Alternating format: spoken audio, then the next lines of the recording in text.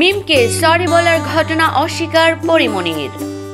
গেল শুক্রবার রাজধানীর এক 5 তারকা হোটেলে আয়োজিত অনুষ্ঠানে একত্রিত হয়েছিলেন ঢাকাই সিনেমার এক ঝাঁক তারকা, যাদের মধ্যে ছিলেন চিত্রনায়িকা বিদ্যা সিনহা মিম পরিমণি।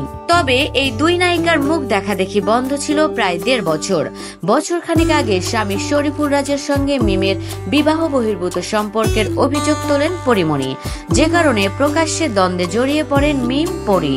এক নায়ককে কেন্দ্র করে এই দুই নায়িকার মাঝে সৃষ্টি হওয়া কোন্দলের পর কেটে গেছে প্রায় 2 বছর। এর মধ্যে কখনো একসঙ্গে দেখা যায়নি পরিমণি বিদ্যা সিনহা মিমকে।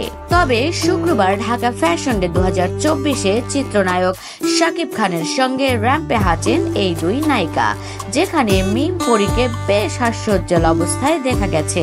এরপরই খবর রটে মিমের কাছে দুঃখ প্রকাশ করেছেন পরি, যে কারণে সবকিছু ভুলে নায়িকাকে ক্ষমা করে দিয়েছেন তিনি। এ বিষয়ে বিদ্যা সিনহা মিম বলেন, অনুষ্ঠানে হঠাৎ করে এসেই পরি আমাকে জড়িয়ে ধরে, এরপর পূর্বের সব ঘটনা ভুলে যেতে অনুরোধ করে, সবকিছুর জন্য সরি বলেছিল। মানুষ মাত্রই তো ভুল হয়, তাই আমিও ক্ষমা করে দিয়েছি। তবে একদিন পরেই পরিমণি জানালেন ভিন্ন তথ্য। তার দাবি, মিমের সঙ্গে এমন কোনো কথাই হয়নি, বরং মিমের মন্তব্যের জবাবে এই অভিনেত্রী বলেন, আমি তাকে সরি বলেছি, এমন কথা কখন হলো? কে শুনেছে? কেউ কি বলতে পারবে?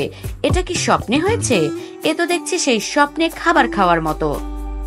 পরি বলেন, এটা ঠিক, আমি মিমকে জড়িয়ে ধরেছি, সেও একই কাজ করেছে, আমাদের দেখা হয়েছে, কথা বলবো না? সেই সৌজন্যতা তো সবার সামনে দেখাতেই পারি। উল্লেখ্য, 2022 সালের শেষের দিকে শরীফুল রাজের সঙ্গে মিমকে জড়িয়ে ইঙ্গিত পূর্ণ মন্তব্য করেন পরিমণি। এরপর সরাসরি অভিযোগ তোলেন নায়িকার দিকে। তবে যেই স্বামীর সঙ্গে মিমকে জড়িয়ে অভিযোগ তুলেছেন পরিমণি, সেই শরীফুল রাজের সঙ্গেও সংসার জীবন দীর্ঘস্থায়ী হয়নি অভিনেত্রীর। 1 বছর পরে বিচ্ছেদের পথে হেঁটেছেন এই দম্পতি।